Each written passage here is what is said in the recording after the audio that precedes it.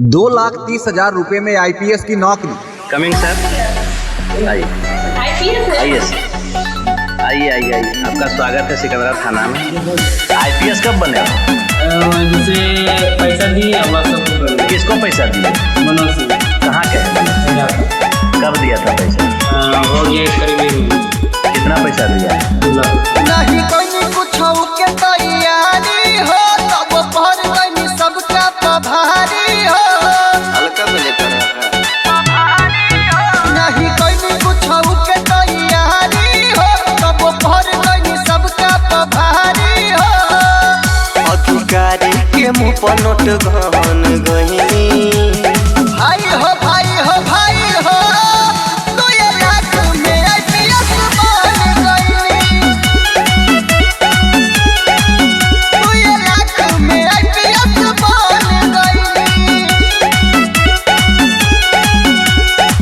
2,30,000 रुपए में आईपीएस की नौकरी। पैसे लेकर आईपीएस की वर्दी भी दे दी, पिस्टल भी थमा दिया, बोला वर्दी पहनकर भी ले। नइखे हाइट नइखे हो गइल तब काम हो। जिला जवान में सुना हमर हो गइल पहचान हो।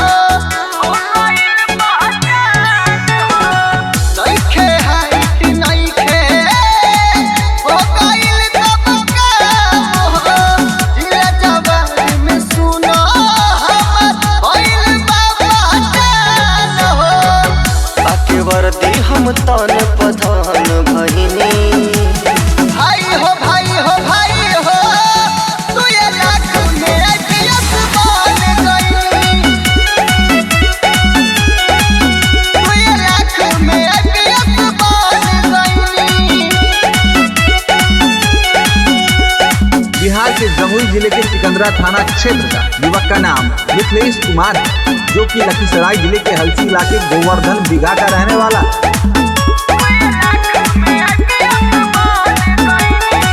कहे सूरज कहे